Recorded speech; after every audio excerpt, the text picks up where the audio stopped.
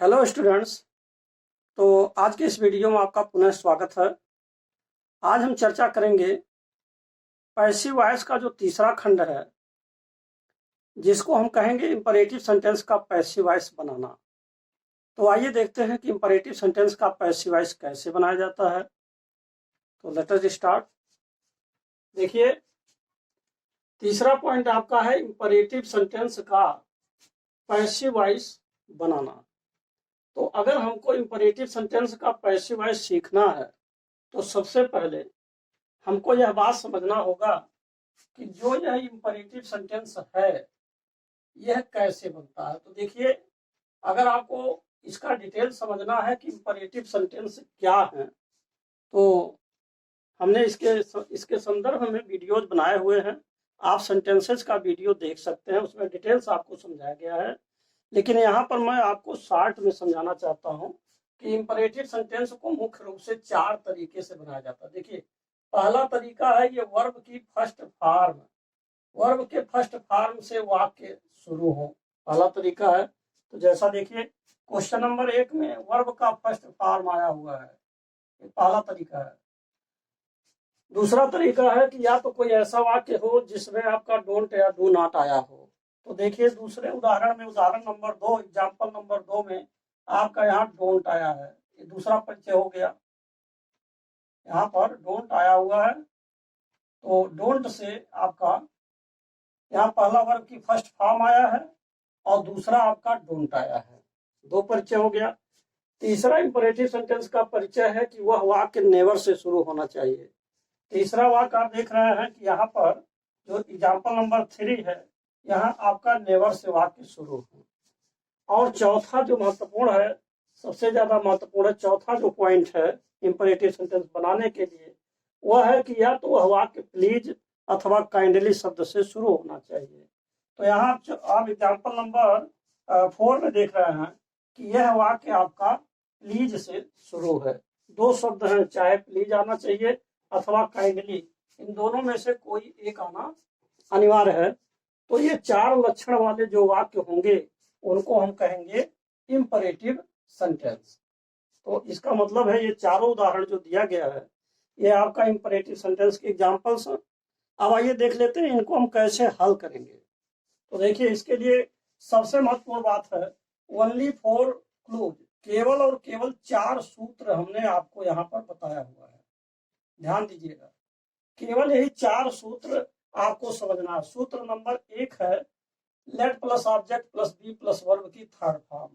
सूत्र नंबर 2 है object plus should plus be plus verb की थर्ड फॉर्म। सूत्र नंबर 3 है यू आर एडवाइज्ड टू।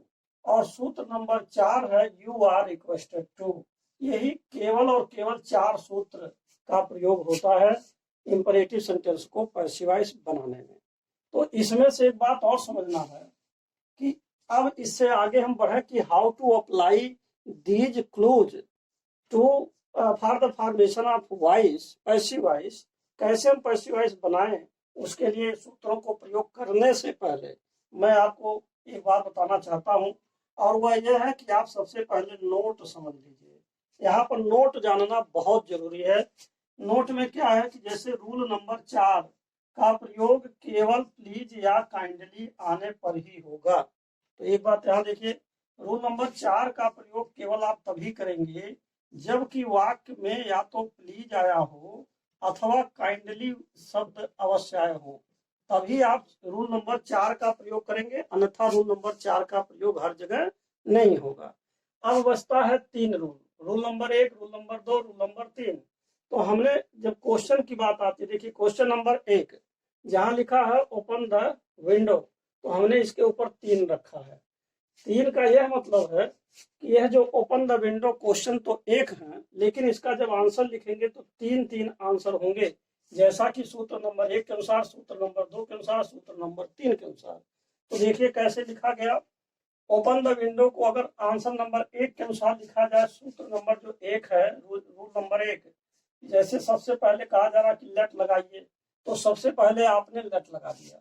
इसके बाद ऑब्जेक्ट कह रहा है, तो इस वाक्य में यह आपका वर्ब है और ये बचा हुआ पार्ट्स जो है ऑब्जेक्ट है, ये वर्ब है। तो ऑब्जेक्ट को पहले लिखना है, तो लेट के बाद ऑब्जेक्ट और इसके बाद कह रहा बी लगाइए, इसके बाद वर्ब की थर्ड फॉर्म। तो आपका यहाँ देखिए ऑब्जेक्ट हो गया और फिर बी हो गया, फिर वर्ब की थर्ड फॉर्म। ये सूत्र नंबर 1 के अनुसार हो गया। सूत्र नंबर 2 के अनुसार कह रहा ऑब्जेक्ट पहले लिखिए, तो सूत्र नंबर 2 के अनुसार द विंडो हमने ऑब्जेक्ट को पहले लिख दिया। इसके बाद शुड लगाइए, तो शुड आपका आ गया और फिर कह रहा बी लगाइए, तो बी हो गया और फिर कह रहा बी थर्ड यानी वर्ब की थर्ड फॉर्म लगाइए, तो ओपन का थर्ड फॉर्म ओपन हो गया सूत्र नंबर 2 के अनुसार।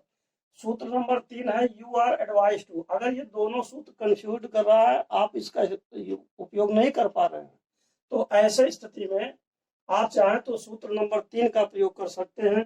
केवल आपको सूत्र नंबर 3 ऐसे लिख देना है। पहले देखिए यू आर एडवाइज टू, ये आपका फार्मूला है। आप इस फार्मूला को ऐसे उतार देंगे और इसके बाद जो क्वेश्चन रहेगा, इस क्वेश्चन को फार्मूला लिखने के बाद उतार देंगे। देखिए यहाँ ओपन द विंडो लिखा हुआ है और इसी ओपन द विंडो को आप यहाँ पर ऐसे उतार दे रहे हैं। एक तरफ पूरा पूरा फार्मूला पहले उतार दीजिए और इसके बाद जो है ओपन द विंडो आप उतार देंगे। तो इस तरीके से अगर एक क्वेश्चन का 3 आंसर बन सकता है, तो इसी प्रकार देखिए क्वेश्चन नंबर 2 का भी 3 आंसर है, क्वेश्चन नंबर 3 का भी 3 आंसर है। तो ऐसा क्यों है, अब इसमें एक बात और समझना है। अब अगला स्टेप आता है, देखिए अगर वाक्य कोई भी वाक्य अफर्मेटिव होगा, इंपरेटिव सेंटेंस का अफर्मेटिव, जैसा कि हम सेंटेंस में डिटेल्स बता चुके हैं कि सेंटेंस किसी भी प्रकार का होगा, उसके 2 प्रमुख पक्ष होंगे, एक होगा अफर्मेटिव, दूसरा होगा निगेटिव। तो ये जो पहले 4 सूत्र हमने बनाए हैं, ये 4 सूत्र आपका अफर्मेटिव के लिए हैं। लेकिन अगर वाक्य आपका निगेटिव हो, तो निगेटिव के आधार पर यही 4 सूत्र फिर लिखे जा रहे हैं, बस केवल नॉट या नेवर का प्रयोग किया जा रहा है, इसको निगेटिव बना दिया गया है। देखिए let plus object plus be plus third form पहला सूत्र है, तो इसमें भी पहला है let plus object plus not plus be plus third form, यानी कि बी से पहले ऑब्जेक्ट के बाद आपको केवल नॉट लगा देना है। इतना ही इसमें करना था। तो एक चीज यहाँ देखिए, क्वेश्चन नंबर 2 आपका निगेटिव है क्योंकि यहाँ डोंट आया है, और क्वेश्चन नंबर 3 भी आपका निगेटिव है क्योंकि नेवर आया है। जब भी इंपरेटिव सेंटेंस बनाए जाते हैं, तो इंपरेटिव सेंटेंस के निगेटिव के 2 पार्ट्स होते हैं, एक डोंट या डू नॉट से शुरू होता है और दूसरा नेवर से शुरू होता है। तो बस इसी आधार पर अगर डोंट से है तब भी आपका 3 तरह से बनेगा, ABC सूत्र वही लग रहे हैं, बस अंतर केवल एक चीज का आ रहा है, बीच में देखिए नॉट का केवल प्रयोग हो जा रहा है, मात्र नॉट का प्रयोग हो जा रहा है, बाकी यही पहले वाला ही सूत्र इसमें भी लग रहा है। इसी प्रकार जब नेवर से शुरू होगा, एक चीज और ध्यान देंगे कि अगर डोंट आ रहा है तो इसमें केवल नॉट लगेगा, यानी कि डोंट आने पर, डोंट या डू नॉट आने पर केवल आपको नॉट लगाना है।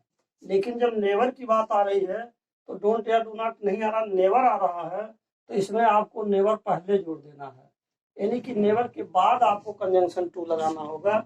जैसे यहाँ देखिए, यानी सॉरी यहाँ नेवर के बाद, यानी जब नेवर आ जाएगा तो नेवर के आने पर आपको डोंट या नॉट नहीं लगाना है, क्योंकि नेवर ही वो पूरा अर्थ दे देगा। जैसे मान लीजिए आपका यहाँ दिया है नेवर एब्यूज एनीवन, तो पहले सूत्र के अनुसार लेट एनीवन नेवर बी एब्यूज्ड। तो जैसे यहाँ नॉट जुड़ा हुआ है, यहाँ केवल आपका नेवर जुड़ा हुआ है, बाकी यही पहले सूत्र के अनुसार है। पहले एग्जाम्पल में सीधा सीधा 3 सूत्र लगा दिया गया, दूसरे एग्जाम्पल में यही 3 सूत्र लगाए गए, लेकिन इसमें नॉट लगाया गया। नॉट क्यों लगाया गया, क्योंकि डोंट या डू नॉट से वाक्य शुरू है। तीसरे उदाहरण में नेवर का प्रयोग किया गया, और नेवर का प्रयोग क्यों किया गया, क्योंकि यह नेवर से शुरू है, तो नेवर से शुरू होगा तो नेवर का प्रयोग हो जाएगा। अब आइए क्वेश्चन नंबर 4 देखिए। अब करा प्लीज हेल्प मी, कृपया मेरी मदद करें। तो क्वेश्चन नंबर 4 के बारे में आपने यहाँ नोटेशन पढ़ा है, और इस नोट को देखिए क्या लिखा है कि रूल नंबर 4 का प्रयोग केवल प्लीज या काइंडली आने पर ही होगा, यही बात यहाँ समझाया गया। सूत्र नंबर 4 कुछ विशेष प्रकार का है, यानी कि जब इसमें प्लीज या काइंडली दिखे तो केवल और केवल चौथा सूत्र लगाना है। इसमें सावधानी रखनी है, ना कि पहला, दूसरा, तीसरा, 3 सूत्रों का, ऊपर के 3 सूत्रों का प्रयोग आप नहीं करेंगे, कतई नहीं करेंगे। केवल और केवल चौथा सूत्र, only and only the clues यानी 4th rule can be used, केवल चौथा ही नियम इसमें प्रयोग किया जा सकता है। तो देखिए प्लीज हेल्प मी, तो इसमें क्या करना है, चौथा नियम, यू आर रिक्वेस्टेड टू पहले लिख दीजिए और इसके बाद प्लीज के स्थान पर, इसी प्लीज के स्थान पर आपका यू आर रिक्वेस्टेड टू हो गया और इसके बाद हेल्प मी जो बच रहा है लास्ट में आपने हेल्प मी लिख दिया और सबसे पहले यू आर रिक्वेस्टेड टू लिख दिया। तो ये था आपका 4 एग्जाम्पल्स जो मैंने सिस्टमेटिकली आपको समझा दिया। अब एक बात इसमें और भी आ रहा है, मैं आपको कुछ एग्जाम्पल्स और भी देने जा रहा हूँ और वो एग्जाम्पल्स आपको इसमें विशेष अनुभव कराएगा। कहने का मतलब यह है कि इंपरेटिव सेंटेंस को और भी कुछ तरीकों से लिखा जा सकता है और इसके जो फार्मूला हैं और भी क्रिएट हो सकते हैं, परंतु उस फार्मूला को आप स्वयं क्रिएट कर सकते हैं। लेकिन कैसे, उस वाक्य के भावानुसार, जैसा उसका वाक्य का भाव होगा उसी के अनुरूप वो बदलते चले जाएगा। तो आइए अब हम आपको कुछ और भी एग्जाम्पल समझाते हैं। तो अब आप जो है यहाँ देखिए एग्जाम्पल नंबर 5, पांचवा उदाहरण, जिसमें दिया हुआ है कि ओपन द विंडो। अब जैसे दरवाजा खोलिए, तो इसमें जो आंसर हमने लिखा है, अब देखिए ABCDEF कई तरीके से आंसर लिखे हैं। तो हम समझाने का प्रयास कर रहे हैं कि सूत्र किस प्रकार से आप इसको वाइड कर सकते हैं, बढ़ा सकते हैं। तो आइए देखिए ओपन द विंडो, अब खिड़की खोलो, तो इसमें अगर कह रहे हैं you are advise to open the window, तो इसमें आप किसी को सलाह दे रहे हैं कि आप खिड़की खोलने के लिए, आपको सलाह दिया जाता है कि आप खिड़की खोलें, अर्थात आप खिड़की खोलने के लिए सलाहकृत हैं। दूसरी बात, यू आर सजेस्टेड, और इसके बाद सजेस्टेड टू रीड।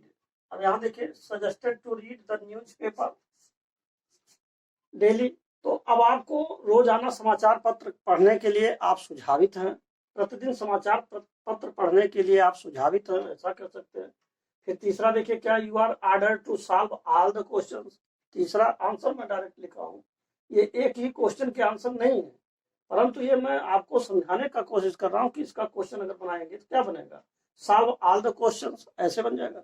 तो यहाँ हो जाएगा कि you are order to solve all the question. तो अब देखिए जहाँ केवल आपने एडवाइस टू पढ़ा था, एडवाइस टू, अब यहाँ आर सजेस्टेड टू हो गया, फिर ऑर्डर्ड टू भी आ गया, you are commanded to follow the captain, तो यहाँ कमांडेड टू भी आपका आ गया। इसके बाद you are compromise to help each other, तो यहाँ कंप्रोमाइज टू भी आ गया। देखिए सूत्र कैसे बढ़ रहा है।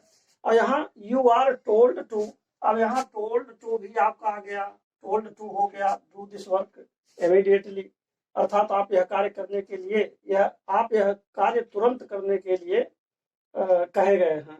और यहाँ पर देखिए आप एक दूसरे की मदद करने के लिए प्रस्तावित हैं, और यहाँ अर्थ दे रहा है कि कैप्टन को फॉलो करने के लिए आप आदेशित हैं, सभी प्रश्नों को हल करने के लिए आप आज्ञाकृत हैं, यानी कि आपको सभी प्रश्न हल करने की आज्ञा दी जाती है। तो इस तरीके से आप जो है इंपरेटिव सेंटेंस के तमाम तरह के सूत्र ऐसे बन सकते हैं, जिस तरीके से वाक्य का भाव होगा आप उसी प्रकार से इसके फार्मूला को बदलते जा सकते हैं।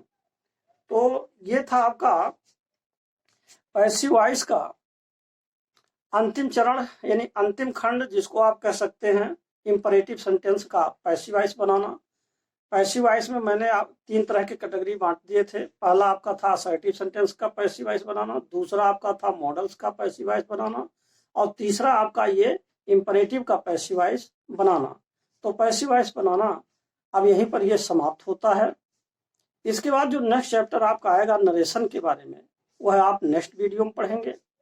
तो अब यह वीडियो यहीं पर समाप्त होता है, और अंत में मैं आपसे यही कहूंगा कि यदि आप मेरे चैनल पर पहली बार हैं तो कृपया मेरे चैनल को सब्सक्राइब करना ना भूलें, और साथ ही साथ बेल आइकन भी प्रेस कर दें, जिससे कि जो भी मैं नए वीडियोज बनाऊं उसका नोटिफिकेशन आप तक पहले पहुंच सके। Thanks for watching this video.